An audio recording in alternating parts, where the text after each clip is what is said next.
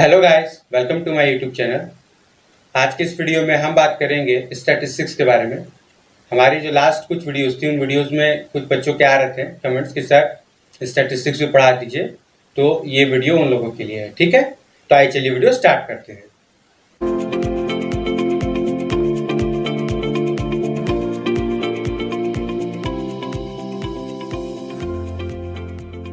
देखिए, स्टैटिस्टिक्स तो वैसे मैथमेटिक्स का पार्ट अभी है फिलहाल, लेकिन आगे जाकर के ये मैथमेटिक्स से अलग एक सब्जेक्ट बन जाता है। तो यहाँ पर बेसिकली मैं आपको इस वीडियो में केवल वही पार्ट पढ़ाऊंगा जो कि आपको केवल मैथमेटिक्स के पॉइंट ऑफ व्यू से इम्पॉर्टेंट है और जिस पर बेस हमारे पास कभी कभार कॉम्पिटिटिव एग्जाम में क्वेश्चन पूछे जाते हैं। ठीक है, तो सबसे पहले हम जान लेते हैं स्टैटिस्टिक्स में।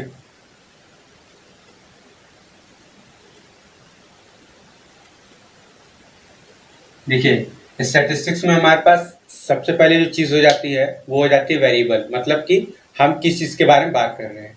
तो हम जिस भी क्वांटिटी के बारे में बात करते हैं, देखिए हम हमेशा स्टैटिस्टिक्स में जो मैं आपको भी यहाँ बताऊंगा उसमें हम हमेशा डेटा के मीन के बारे में या मीडियन या मोड के बारे में ही बात करेंगे। मतलब हम ओवरऑल ये देखना चाहते हैं कि उस डेटा का रिप्रेजेंटेटिव कौन है। ठीक है, हम जो भी मीन मीडियन मोड निकालते हैं वो हमेशा ये बताता है कि वो डेटा हमारा का जो ओवरऑल वैल्यू है वो कितनी लाई कर रही है। ठीक है, एक हमें एवरेज वैल्यू बताता है।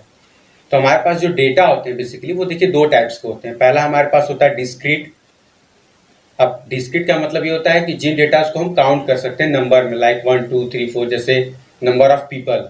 ठीक है, ये आपके पास मतलब कि लोगों की संख्या कितनी है, तो ये हमारे पास डिस्क्रीट हो जाएगा डेटा, क्योंकि हम इसको काउंट कर सकते हैं कि एक आदमी, दो आदमी, तीन आदमी, चार आदमी।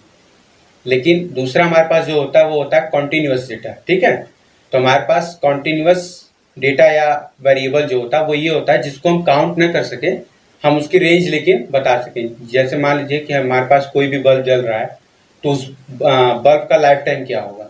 तो बेसिकली ये आपका एक तरीके का कॉन्टिन्यूअस हो गया डेटा, क्योंकि आप उसको जब भी आप उसका ग्राफ बनाओगे तो वो कॉन्टिन्यूअस ग्राफ बनेगा। कभी भी आप उसको डिस्क्रीट पार्ट में बांट नहीं सकते, क्योंकि टाइम है, टाइम को आप छोटी से छोटी वैल्यूज में लेकर के जाओगे तो वो बेसिकली आपका कॉन्टिन्यूअस ही बनेगा डेटा। ठीक है, तो सबसे पहले हम बात करेंगे डिस्क्रीट डेटा के मीन के बारे में। तो मान लीजिए कि हमारे पास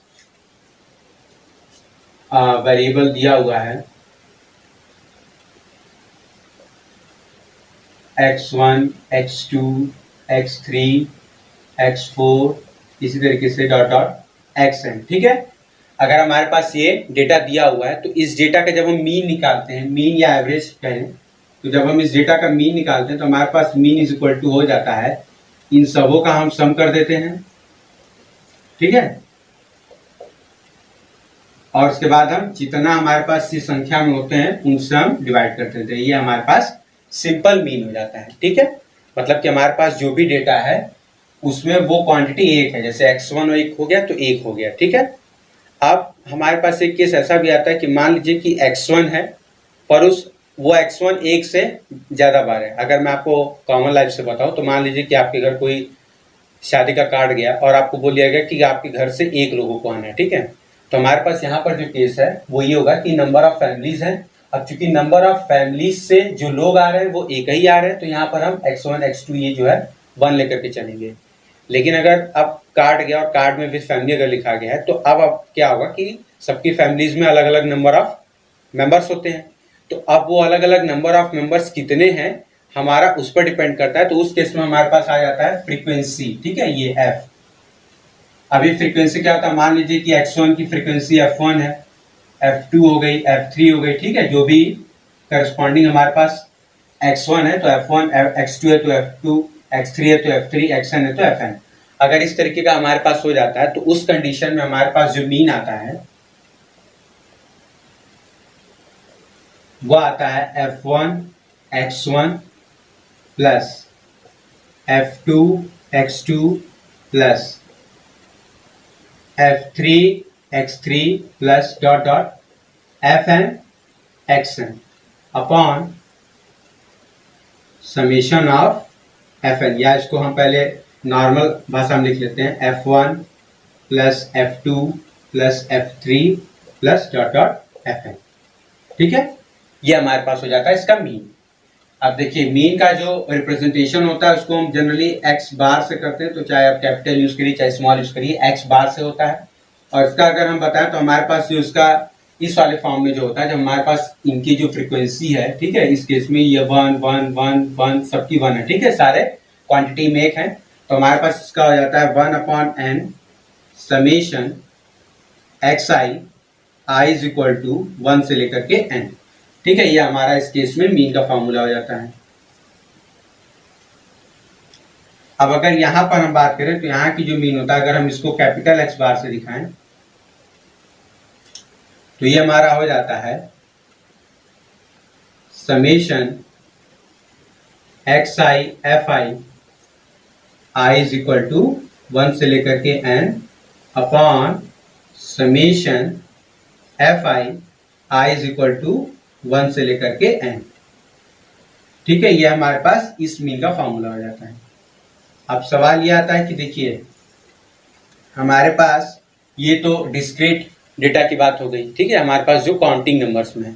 अब अगर यही चीज कॉन्टिन्यूअस फॉर्म में दिया जाए, यानी आपको रेंज के फॉर्म में दिया जाए, मान लीजिए कि 0 से लेकर के 10, 10 से लेकर के 20, ठीक है, जैसे मान लीजिए वही सेम है आपका जो वेडिंग कार्ड वाला मैंने आपको बताया था किस्सा, अब वही सेम है।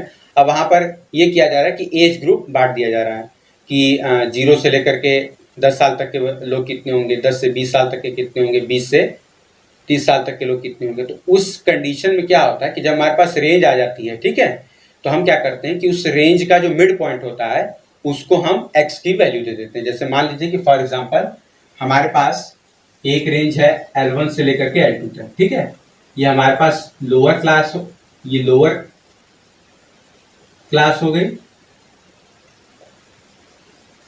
ये अपर क्लास हो गई,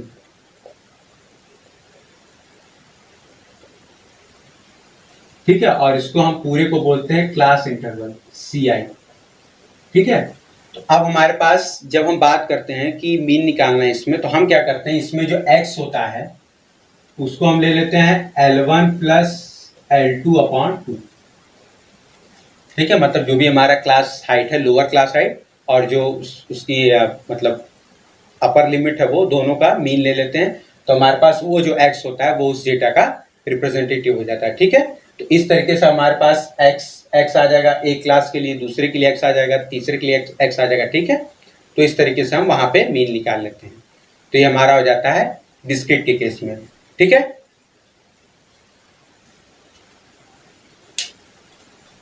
देखिए ये तो हमारे पास बात हो गई कि हमारे पास सिंपल अगर कोई वैल्यू दी हुई है, ठीक है, एक्स आई, तो हम उसका मीन कैसे निकालेंगे।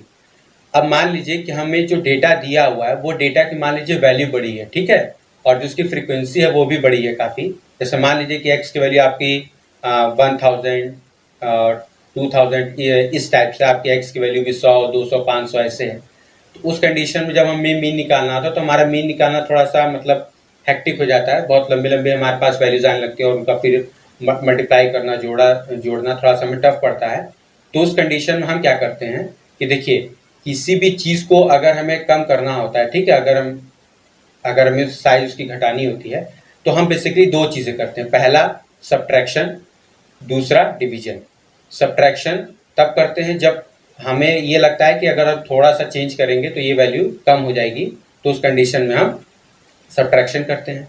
और जब हमें ये लगता है कि नहीं इन सब चीज़ों में ये वैल्यूज कॉमन है, मतलब कि परफेक्टली किसी नंबर से डिविजिबल है, ऐसा कुछ है, तो उस कंडीशन में हम क्या करते हैं कि सब्ट्रैक्शन डिवीजन दोनों अप्लाई करते हैं, तो उससे हमारे पास वैल्यू और छोटी हो जाती है, ठीक है। तो सबसे पहले देखिए कि मान लीजिए कि हमारे पास वेरिएबल है, मान लीजिए x1 x2 x3 इस तरीके का हमारे पास वेरिएबल है xn, और ये वैल्यूज काफ़ी बड़ी है हमारे पास, ठीक है, और इनके करस्पॉन्डिंग हमारे पास फ्रीक्वेंसी है f1 f2 f3 dot dot dot fn, ठीक है, ये हमारे पास है इसके करस्पॉन्डिंग फ्रीक्वेंसी। तो अब हमारे पास क्या होगा इस कंडीशन में कि हम मान लेते हैं कि कोई भी एक आर्बिट्ररी पॉइंट a चूज कर लेते हैं, ठीक है, ये a जो है वो कोई भी वैल्यू हो सकती है, ठीक है, कोई भी का मतलब हम वही चूज करेंगे जो कि हमारे इस डेटा के साइज को कम कर दे, ठीक है, रिड्यूस कर दे। तो उस कंडीशन में हम क्या करते हैं कि हम एक वैल्यू निकालते हैं डी आई जिसकी वैल्यू होती है xi माइनस ए। अब ये xi का मतलब x1 x2 x3, ठीक है, इन सब चीजों से है। अब हम जब इसका x बार निकालते हैं तो ये हमारे पास आ जाता है इस a plus 1/n summation fi di। ये i की वैल्यू आपकी 1 से लेकर के n तक वेरी करेगी, और ये जो 1/n है ये समेशन fi है, ठीक है। तो ये हमारे पास हो जाता है इस कंडीशन में।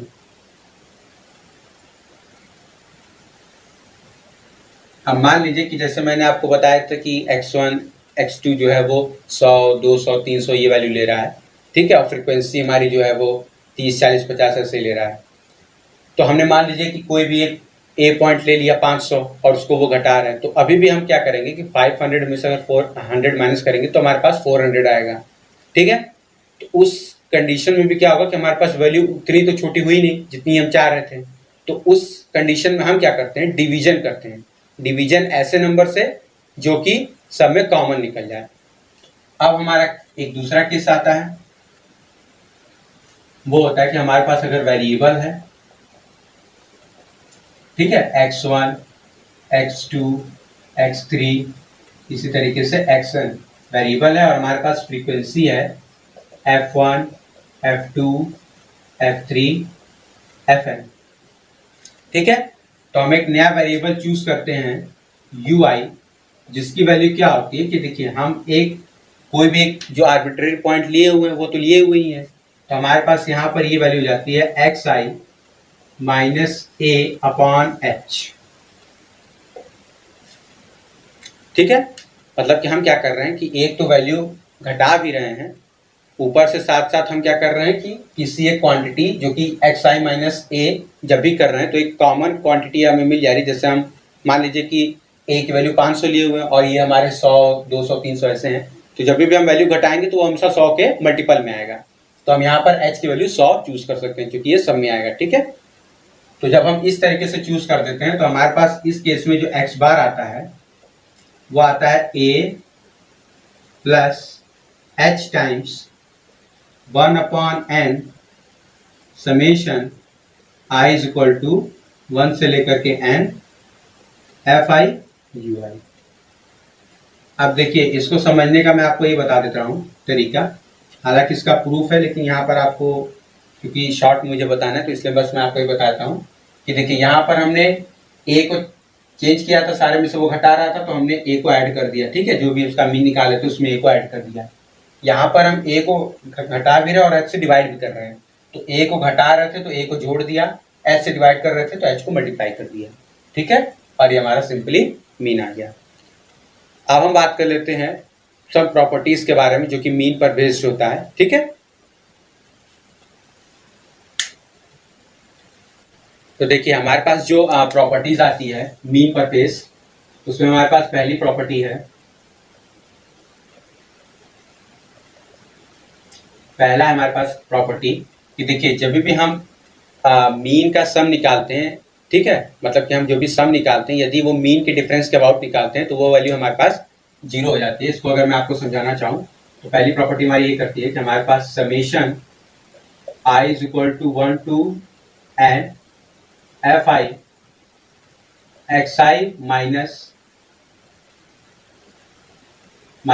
x बार, इसकी वैल्यू हमारे पास हमेशा 0 होती है, ठीक है। पहली प्रॉपर्टी ये कहता है। दूसरा कि हमारे पास अगर s जो है वो सम है उसके मीन के डेविएशन, देखिए ये भी जो हम निकालते हैं ये मीन से बेसिकली डेविएशन होता है हर एक क्वांटिटी का, ठीक है। तो यहाँ पे अब सम ऑफ स्क्वायर्स की हम बात करते हैं, मतलब कि तो अब हमारे पास ये जब हम बात करते हैं तो हमारे पास आ जाता है summation i is equal to 1 से लेकर के n fi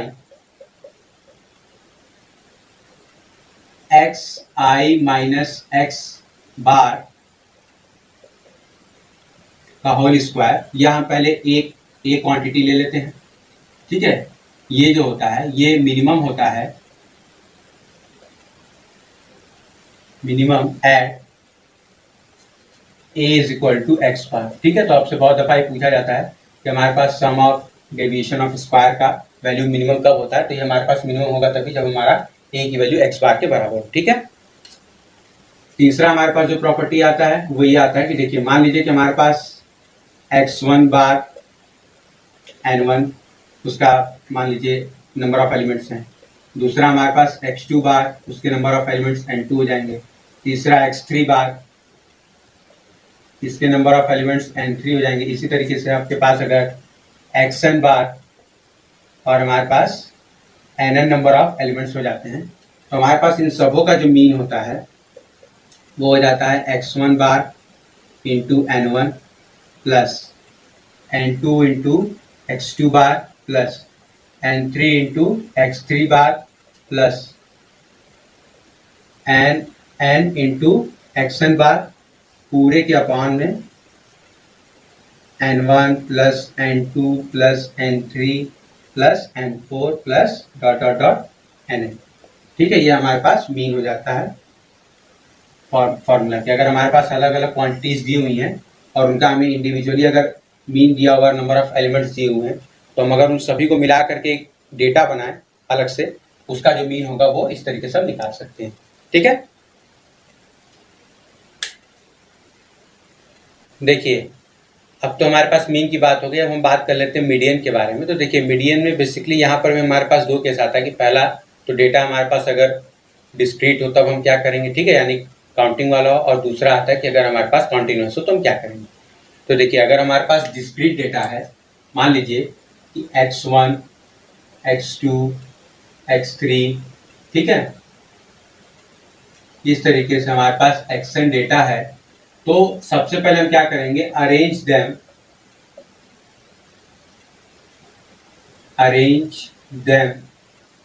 इन असेंडिंग और डिसेंडिंग। देखिए असेंडिंग का मतलब बढ़ते हुए क्रम में और डिसेंडिंग का मतलब छोटे घटते हुए क्रम में। ठीक है, मतलब बड़े से, इस केस में बड़े से वैल्यू स्टार्ट करेंगे छोटे पर जाएंगे, और इस केस में छोटे से स्टार्ट करेंगे बड़े पर जाएंगे। ठीक है, तो अब हमारे पास दो केस आ जाता है कि अगर इफ n इज ऑड, ठीक है, अगर नंबर ऑफ टर्म्स ऑड है हमारे पास, तो मीडियन जो होगा वो होगा n plus 1 upon 2x term. ठीक है, ये हमारे पास मीडियन मिल जाएगा। लेकिन अगर इफ n इज इवन, ठीक है, तो उस केस में हमारे पास जो मीडियन होता है वो देखिए दो टर्म आएगा बेसिकली। ठीक है, क्योंकि आपका मीडियन n इवन है आपका, तो वहां पर दो टर्म्स आते हैं, वो दो टर्म्स आपके हो जाते हैं n/2 comma n/2 plus 1th term. ठीक है, अब अगर हमें मीडियम, इनका बीच का मीडियन निकालना होता है, तो हम क्या करते हैं, इन दोनों का मीन लेते हैं। ठीक है, जनरली हम यही करते हैं कि इन दोनों का मीन ले लेते हैं, जो वैल्यू आती है वो हमारे पास उसका मीडियन हो जाता है। ठीक है, तो हमारे पास जो उसका मीडियन हो जाएगा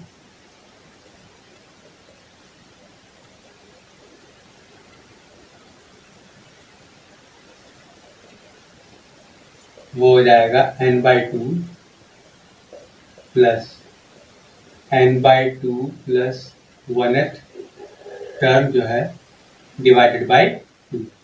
ठीक है, ये हमारे पास का मीडियन हो जाएगा। ये तो हमारे पास हो गया डिस्क्रीट का केस। अब अगर हमारे पास डिस्क्रीट केस ना हो करके हमारे पास कॉन्टिन्यूअस केस हो, ठीक है, जैसा कि मैंने आपको मीन के भी केस में बताया था कि लोअर क्लास हो अपर क्लास हो, उस कंडीशन में, ठीक है, लोअर लिमिट अपर लिमिट हो, तो देखिए हम वहां पर आपको एक एग्जांपल से समझा देते हैं कि मान लीजिए हमारे पास कोई क्लास इंटरवल दिया हुआ है, उसको CI से रिप्रेजेंट करते हैं क्लास इंटरवल। मान लीजिए कि L1 से L2, L3 से L4। जनरली देखिए होता क्या है कि जहां से आपका ये एंड होता है वहीं से स्टार्ट होता है, तो इसलिए हम इसको L2 से लेकर के L3 कर लेते हैं, L3 से L4, L4 से L5। ठीक है, इस तरीके से समझा देते हैं। अब यहाँ पर हमारे पास इसकी फ्रीक्वेंसी हो गई F1, F2, F3, F4। ठीक है, ये हमारे पास हो गया। अब उसके बाद हम निकालते हैं क्यूमुलेटिव फ्रीक्वेंसी, ठीक है, CF। तो क्यूमुलेटिव फ्रीक्वेंसी होता है क्या, देखिए पहले के लिए तो पहला हो जाएगा F1, दूसरे के लिए हमारे पास हो जाएगा पहला प्लस दूसरा का सम F2, तीसरे के लिए हो जाएगा पहला प्लस दूसरा प्लस तीसरे का सम, चौथे के लिए हो जाएगा पहला प्लस दूसरा प्लस तीसरा प्लस चौथा। ठीक है। अब देखिए अगर हम मान लेते हैं कि क्लास हाइट जो है, क्लास हाइट को अगर हम h से रिप्रेजेंट करते हैं और ये h की वैल्यू होगी L2 माइनस L1। ठीक है, मतलब इनमें से ये घटाएंगे या जितने का डिफरेंस होता है बेसिकली वही हमारी क्लास हाइट हो जाती है। तो उस कंडीशन में हमारे पास जो मीडियन होता है वो आता है L प्लस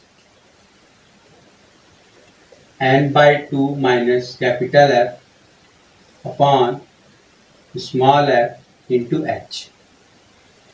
अब सवाल ये कि ये सारी क्वांटिटीज हमारे पास हैं क्या, तो देखिए हमारे पास L जो है वो लोअर लिमिट ऑफ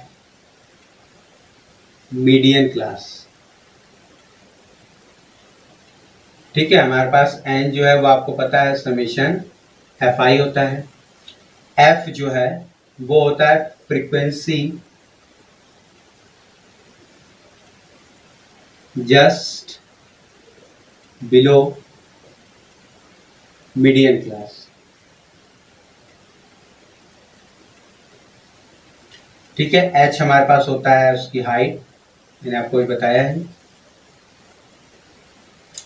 ठीक है, और f जो होता है स्मॉल f ये होता है frequency of the median class.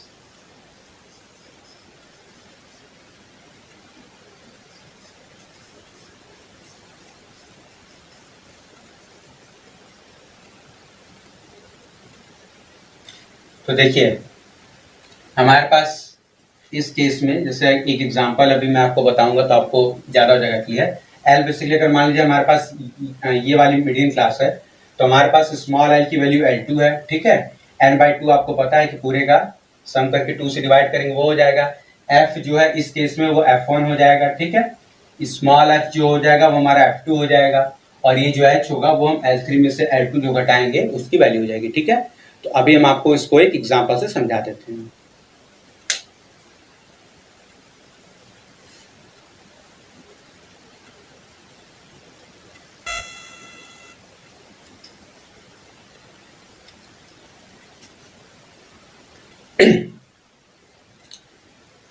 तो देखिए ये हमारे पास है क्वेश्चन दिया हुआ है हमारे पास। ठीक है, CI की वैल्यू दी हुई है 0 से लेकर के 10, 10 से लेकर के 20, 20 से लेकर के 30। ठीक है, इस तरीके से हमारे पास दिया हुआ है। हमारे पास फ्रीक्वेंसी दी हुई है और हमारे पास क्यूमुलेटिव फ्रीक्वेंसी भी दी हुई। ठीक है, तो अब हमें इसका मीडियन निकालना है। ठीक है, हमें इसका मीडियन निकालना है। तो देखिए सबसे पहले मैंने आपको बताया था कि हम n/2 निकालेंगे। ठीक है, तो n/2 हमारी आ जाएगा वैल्यू 170/2 दैट इज 85। अब देखिए ये हमारे पास फ्रीक्वेंसी जो है वो 85 है। तो अब हम चेक करेंगे कि हमारे पास देखिए क्योंकि ये फ्रीक्वेंसी तो यहाँ पर है, आप जो जोड़ेंगे वो चीज़ यहाँ दी हुई है। तो 7, 25, 59। अब देखिए 59 के बाद से जो नंबर आया है ये यहाँ पहुँच गया है आपका 109 में। तो यहाँ तक की आपकी जो वैल्यू है ये है 59। अब अगला जो हमारे पास 85 जो n/2 आ रहा है वो हमारे पास 85 इस वाले में आएगा। ठीक है, क्योंकि 59 से लेकर के 109 तक के बीच की जो फ्रीक्वेंसी है हमारी वो इसमें लाई कर रही है। तो हमारे पास n/2 की वैल्यू कितनी 85 है तो यहाँ पे लाई करेगा। तो इस केस में हमारे पास जो L की वैल्यू हो जाएगी लोअर लिमिट वो हो जाएगी 30। क्लास हाइट की हम बात करेंगे तो 40 माइनस 30 हो जाएगा 10। अब कैपिटल F की हम बात करेंगे तो हमने आपको बताया था कि कैपिटल F जो होता है वो इस मीडियन क्लास का जहां पर हमारा ये लाई कर रहा है उससे जस्ट पहले वाले की फ्रीक्वेंसी क्यूमुलेटिव। ठीक है, तो हमारे पास हो जाएगा ये F की वैल्यू 59। अब हमारे पास स्मॉल f की बात आती है frequency of the median class. तो हमारे पास ये कितना है 50 है। ठीक है, ये फ्रीक्वेंसी आपका ये क्यूमुलेटिव फ्रीक्वेंसी, तो हमारे पास फ्रीक्वेंसी है यहाँ पर 50। तो हमें जो चीज़ें चाहिए थी मीडियन निकालने के लिए वो सारी मिल गई। तो यहाँ से मीडियन निकालेंगे, मीडियन की वैल्यू हो जाएगी L प्लस हमारे पास फॉर्मूला था n/2 minus F upon F into H. तो हमारे पास m की वैल्यू यहाँ से आ जाएगी, l की वैल्यू है 30 प्लस n/2 की वैल्यू है 85 माइनस 59 अपॉन फ्रीक्वेंसी है 50 इंटू क्लास हाइट है 10। तो आपका एक जीरो से एक जीरो यहाँ हो जाएगा cancel, m is equal to हो जाएगा 30 प्लस, अब इसको हम यहाँ से माइनस करेंगे तो हमारे पास आ जाएगा 26 अपॉन 5, ये हो जाएगा 5.2। तो हमारे पास m की वैल्यू आ जाएगी 30 प्लस 5.2, तो हमारे पास m की वैल्यू आ जाएगी 35.2। ठीक है, ये हमारे पास एक फॉर्मूला हो गया। अब देखिए तो करने का एक और मेथड है, वो हमारे पास होता है m इज इक्वल टू, देखिए यहाँ पर हम लोअर लिमिट ले रहे थे तो हम अब क्या करते हैं अपर लिमिट लेते हैं, तो l dash minus f dash minus n/2 upon f into h। अब यहाँ पर देखिए f डैश जो हम ले रहे थे, इससे पहले जो f ले रहे थे वो cumulative frequency just less than हमारी जो मीडियम क्लास थी उससे ले रहे थे, अब यहाँ पर जो f डैश लेंगे वो इस मीडियम क्लास की क्यूमुलेटिव फ्रीक्वेंसी लेंगे। ठीक है, तो हमारे पास m इज इक्वल टू आ जाएगा, l डैश की वैल्यू आपकी हो जाएगी 40, ठीक है, अपर लिमिट आपकी 40 है, माइनस f डैश की वैल्यू आपकी हो जाएगी 109 माइनस ये आपका 85 है अपॉन फ्रीक्वेंसी आपकी है 50 इंटू क्लास हाइट है आपकी 10। तो ये जीरो से जीरो कैंसिल हो जाएगा, हमारे पास आ जाएगा m is equal to 40 minus ये आपका आ जाएगा 24 अपॉन 5। तो हमारे पास m इज इक्वल टू आ जाएगा 40 माइनस 4.8, तो हमारे पास m की वैल्यू आ जाएगी 35.2। ठीक है, तो देखिए ये और ये आपका रिजल्ट जो है ये दोनों सेम। ठीक है,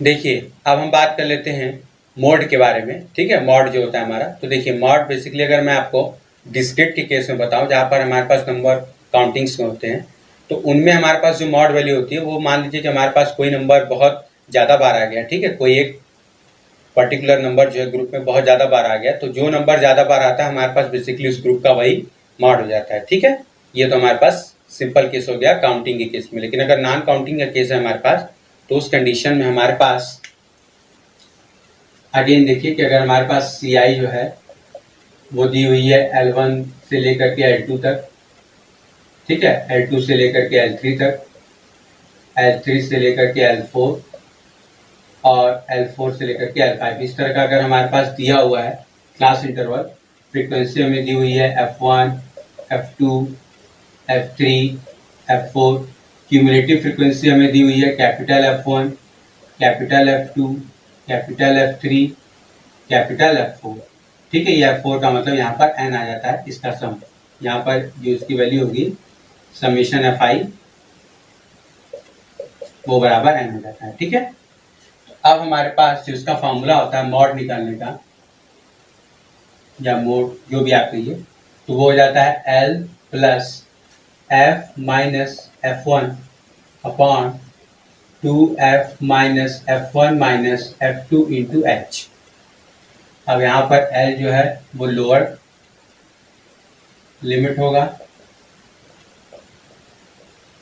ऑफ मॉडल क्लास। ठीक है, F जो होगा वो frequency of model class, F1 जो होगा वो होगा फ्रीक्वेंसी प्रीसीडिंग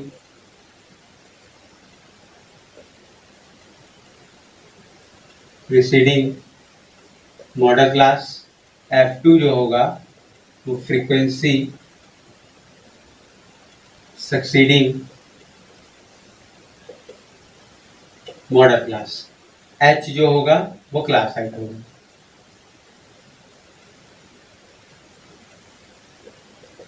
ठीक है, तो हमारे पास इसका ये फॉर्मूला हो जाता है। अब इसी पर बेस हम एक क्वेश्चन सॉल्व कर लेते हैं।